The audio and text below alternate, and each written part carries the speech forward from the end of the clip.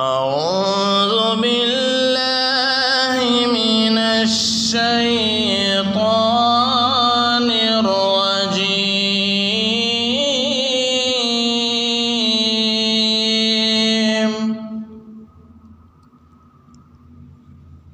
بسم الله الرحمن الرحيم.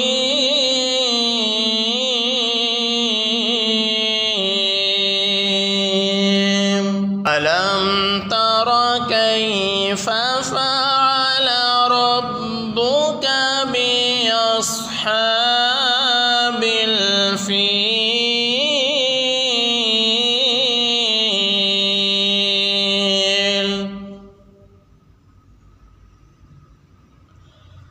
ألم يجعل كيدهم في تضليل؟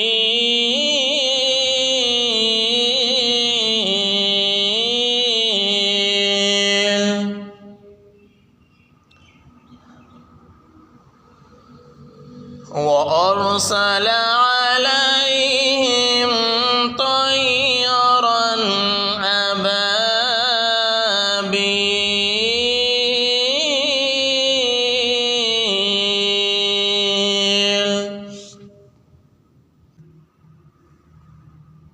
ترميهم بحجارة من سجيل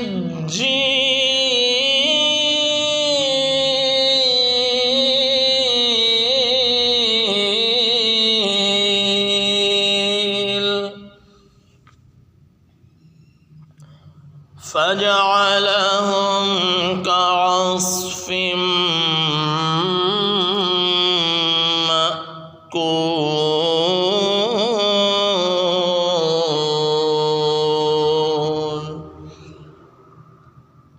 صدق الله.